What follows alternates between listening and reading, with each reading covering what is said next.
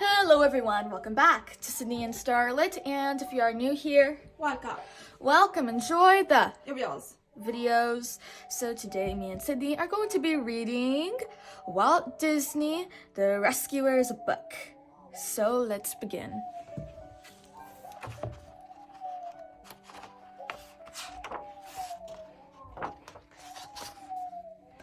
The United Nations building stands proudly among the skyscrapers of New York.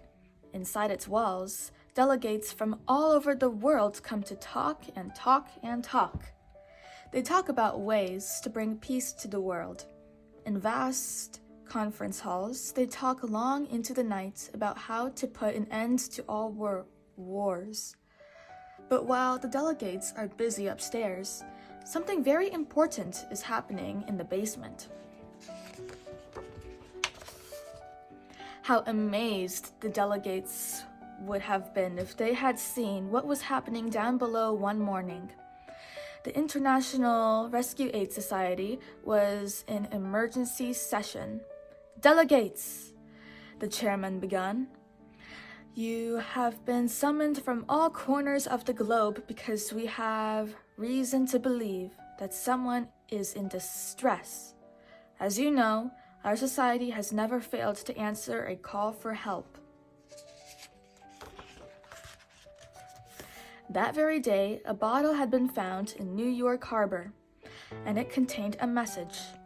The Rescue Aid Society members had been convened to deal with the problem. The last member to arrive was Miss Bianca, a kind and beautiful lady mouse who had come all the way from Hungary. "Take a seat, Miss Bianca," said a French delegate. "Now that you are here, we can open the bottle." The mice had a problem. How were they going to get the message out of the enormous bottle? An old comb soon became a ladder. A fellow named Bernard, who was a sort of handy mouse, was appointed to climb up, remove the cork from the bottle, and pull out the message. Getting up the ladder was easy, but the neck of the bottle was very slippery, and the cork was firmly stuck. "Bravo, Bernard! Bravo!" called Bianca. Hearing her, Bernard tugged harder. Pop! The cork flew out of the bottle. The message was quickly pulled out and unfolded. Miss Bianca read the message, which was faint and water-spotted. "To Morningside Orphanage, New York. I am in terrible trouble. Help. Penny." "Poor child," the chairman mouse sighed. "How can we ever find her? It certainly won't be easy." "Mr. Chairman, may I have this assignment?" asked Bianca. "Why, Miss Bianca?" exclaimed the chairman. "You are a woman. You could never... But, well, at least take a co-agent with you." Bianca pointed to Bernard. "I choose Mr. Bernard," she said. Bernard was so surprised that he almost fainted. That very night, Bernard and Bianca were on Penny's trail. Sheltered from the rain, they pored over a map. "Morningside Orphanage," said Bernard, pointing. "Here it is, 3 blocks down and 4 blocks over." Moments later, Bernard and Bianca came to a halt outside a big, dark house. The sign on the creaky old gate said, "Morningside Orphanage." There was no lights on the windows. Everyone was asleep. As they ran up the steps, Bernard nervously warned Bianca to be very careful. They quickly slid under the locked door and began their search. "Psst! Miss Bianca, over here," Bernard whispered. "I found something." Bernard had found a box with the word Penny scratched on the side. "These are Penny's belongings," he said. "Good work," Bianca whispered. "Now we're getting somewhere." Just then, a big cat with a droopy mustache slided up to them. Now looky here, you two. I'm a mite too old to be chasing mice. So tell me, what are you searching for? Bernard and Bianca just knew they could trust the cat, whose name was Rufus, and were soon telling him all about their search for Penny.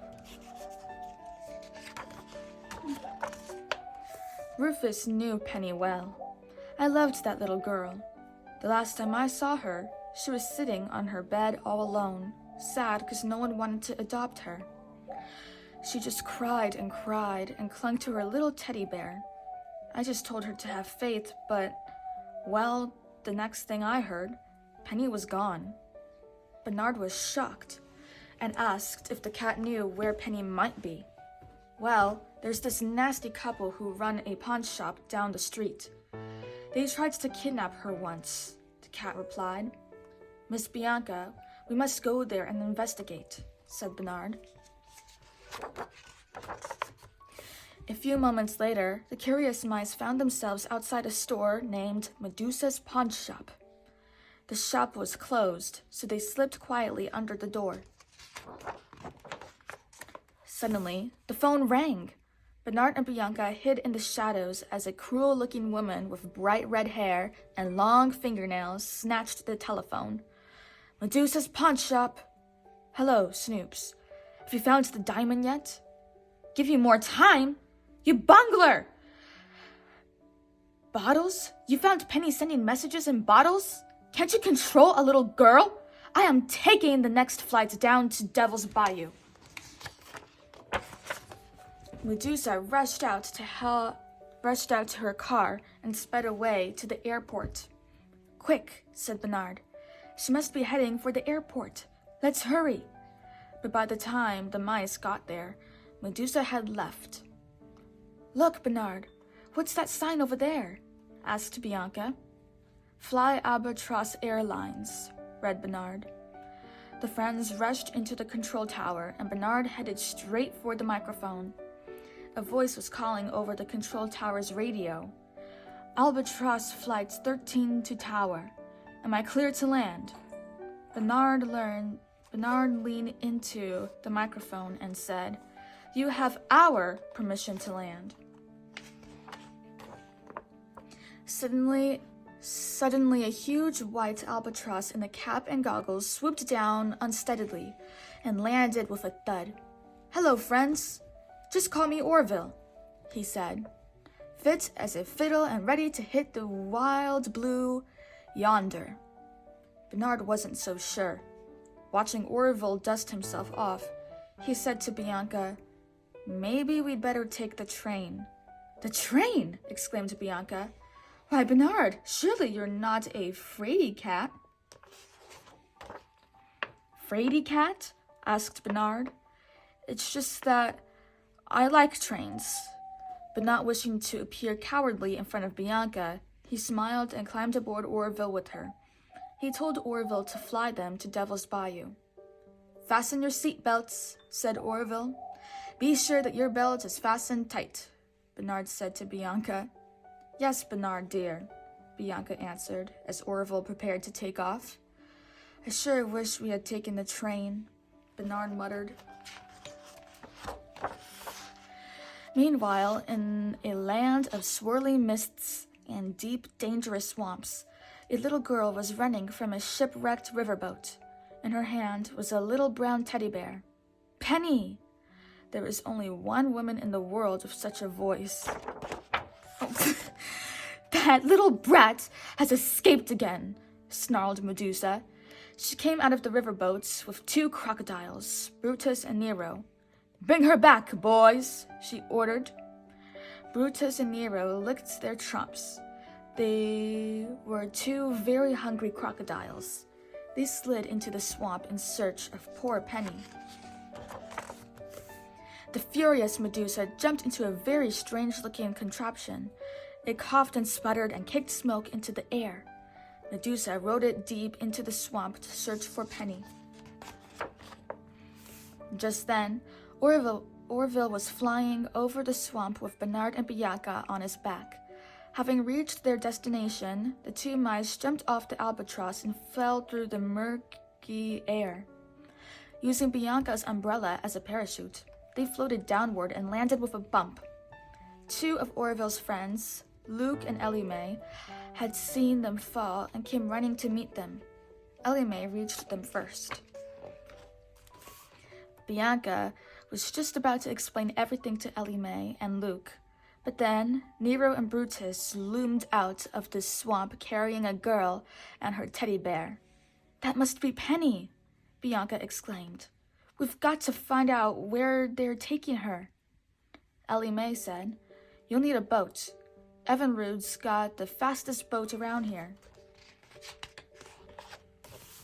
Evinrude was a dragonfly. His boat was a leaf that he propelled from behind. He pushed Bernard and Bianca through the water as they followed Brutus and Nero. "Faster, Evinrude," Bianca said. They were soon skimming so fast through the swamp, they lost sight of Brutus and Nero. "Slow down," Bernard said. "They got to be around here somewhere." Evinrude pulled back on the leaf boat to slow it down. "Come on," said Bianca to Bernard. "Let's head for that riverboat. I'm sure that's where the crocodiles are taking Penny." Bianca was right. The mice thanked Evinrude and asked him to wait for them. Then they crept silently aboard the ship to search for Penny. "Shh! Listen!" Bianca whispered. "I can hear a man's voice. It must be that Snoop's character Medusa was yelling at over the phone," said Bernard. "Let's get a little closer." The two mice peered through a window. "So you tried to run away? Well, it didn't work, did it?" asked Snoops. "Now you behave or I'll let Brutus and Nero have your old teddy bear." "You will not!" Penny shouted. "Don't you sass me," Snoop said. "Boys, take this naughty girl to her room." Penny and her precious teddy bear had been locked away when the wicked Medusa burst through the door. "Where is she?" screamed Medusa, with her eyes flashing like knives. "Where is she, you bungler?" Where is she?" stammered a very nervous Snoops. "They sent her up to her room." Medusa flew up the stairs 3 at a time, then paused outside Penny's door.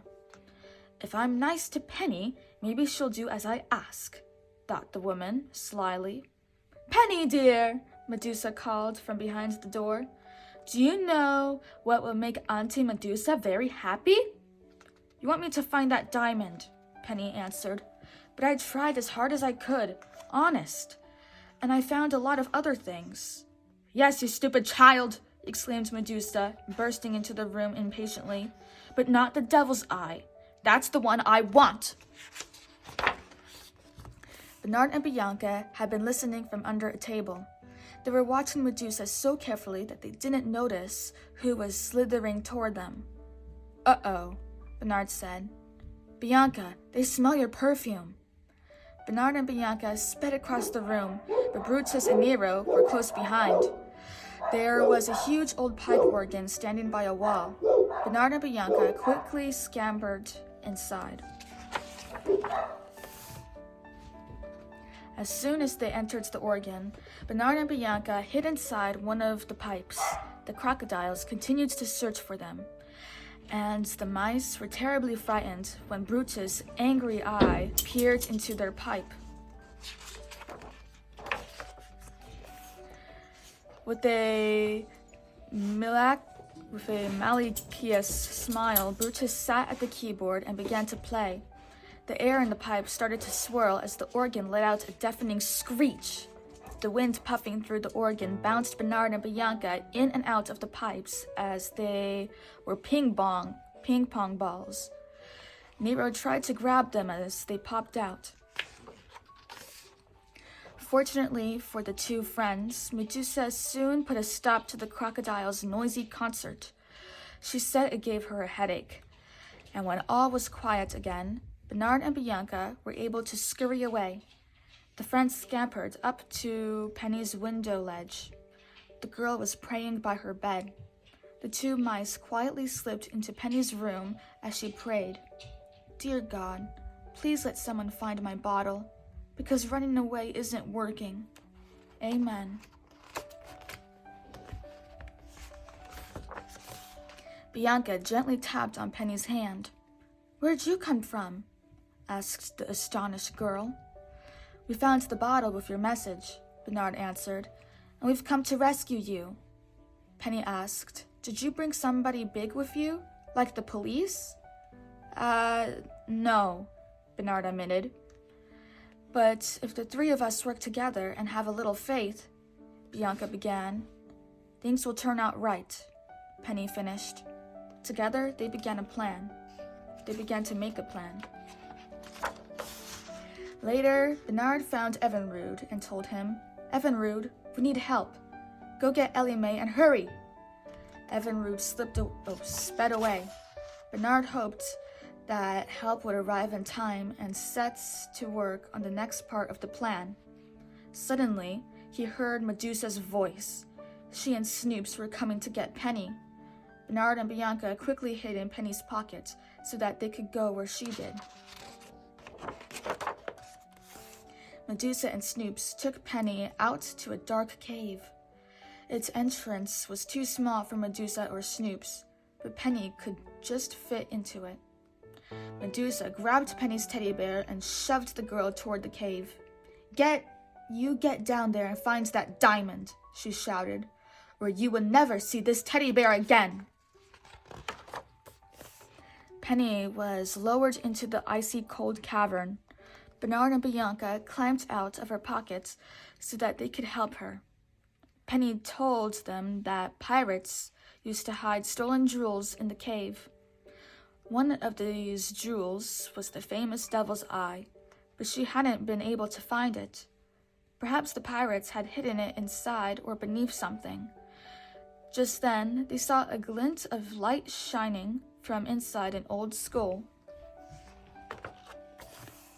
Bernard and Bianca climbed inside the skull. Holy mackerel, said Bernard. That's it. The Devil's Eye, Bianca agreed. But the skull was stuck in the ground, and the diamond was too big to fit through the skull's eyes or nose. How could they get it out? Suddenly, Penny had an idea. During her visits to the cavern, she had discovered an old sword. It would be just the thing to pry open the skull. Penny slipped the sword beneath the skull's teeth and pulled with all her might. What's taking so long? Medusa cried. You get that diamond or you'll never see daylight again. Meanwhile, Penny felt her shoes fill with water. The tide was coming in. The skull's jaws popped open. Penny grabbed the diamond. Penny scrambled back into the bucket, and so did Bernard and Bianca. Once again, they hid in her pocket. As Snoops pulled them up, Medusa urged him, Faster! Faster! Oh, at last! The Devil's Eye! Filled with power for its owner, cried Medusa. And it's all mine! Why, half of it is mine, you double-crossing crook, Snoops said quickly. Medusa dashed toward the boat, with Snoops running close behind. Brutus, who had followed Medusa to the cave, picked Penny up and followed Medusa and Snoops. In the confusion, Bernard and Bianca slipped away. Meanwhile, Evinrude had finally reached Luke and Ellie Mae. The two swamp mice rallied their friends to help Penny, Bernard, and Bianca. They came charging toward Medusa's riverboat. At the riverboat, they met Bernard and Bianca, who led the swamp folk up the gangplank. The first thing to do was take care of the crocodiles, and Bernard and Bianca had a plan for doing that. And what a plan it was! The riverboat was huge. Iron elevator. In the riverboat was a huge iron elevator. The elevator had bars like a cage. Bianca squirted some of her perfume at the elevator, and the crocodiles headed straight for it, as they had done before. Now! Bernard shouted. and the swamp folk lowered the elevator onto the crocodiles. Now Brutus and Nero were no longer a threat. It was time to deal with Medusa. Medusa had Penny and Snoop's cornered. Only Penny was brave enough to speak. "Give me my teddy bear. You promised," Penny insisted. "Teddy goes with me, my dear," Medusa answered. "I've become quite attached to him." She began to back out of the room. Follow me, and I'll blast you with this shotgun." Elsewhere on the boat, the swamp folk had found some fireworks, which Snoop sometimes shot into the sky to signal to Medusa during her trips deep into the swamps. Luke and Ellie Mae lit the fuses of the fireworks. Medusa was still backing away from Penny and Snoop's as Bernard and Bianca stretched a wire across the doorway behind her. As they had planned, the wire tripped Medusa and she fell backwards. Her gun went bang! The fireworks exploded into the air and Penny's teddy bear flew out of Medusa's hand. When the bear hit the floor, the seam on its tummy split, revealing the devil's eye. Snoops ran to grab it, but Penny was quicker. She ran outside with her teddy bear, following Bernard and Bianca. The whole gang clambered aboard Medusa's swamp boat. Penny started it up, and it chugged noisily across the swamp. Everyone on the swamp boat happily waved goodbye as the exploding fireworks began to sink the riverboat. It wasn't a pretty sight. Snoops was bobbing in the water, and, as for Medusa, she clung tightly to a smokestack, protesting loudly about her lost diamond. "We did it, Bianca," Bernard said. "Bernard, you were wonderful," Bianca sighed. Back at the International Rescue Aid Society, their mission accomplished, Bernard and Bianca were given a hero's welcome. On the Society's television, the members watched the news of the rescue. Because of a courageous little girl named Penny, the Devil's Eye is now in the Smithsonian, the announcer said. Bernard and Bianca smiled as Penny appeared on the screen with her new mother and father. But what's even more important, the announcer added, is that this orphan's dream has come true. Today, she is being adopted. But even at such a happy moment, Penny didn't forget her new friends. "I didn't do it all by myself. 2 little mice from the International Rescue Aid Society. They helped me," she added. Nobody on the screen believed a word, but Bernard and Bianca didn't mind. For thanks to Penny, they had found each other, and many adventures lay ahead for these brave rescuers. The end. So that is it for today, everyone. Really hope you all enjoyed it, and we'll see you all next time. Bye. Bye-bye. Pick out your favorite page.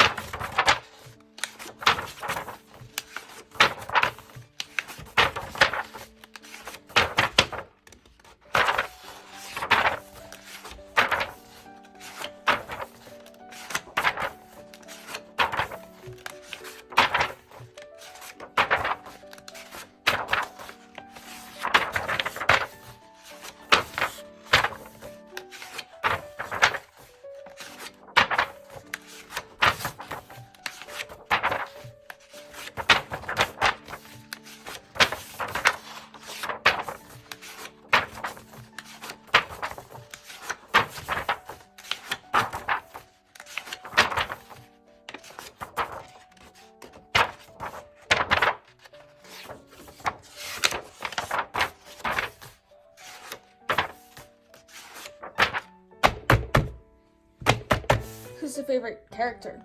Yeah. Bianca? Okay. Bernard? Okay. Mouse? Mouse. Alright. Bye-bye!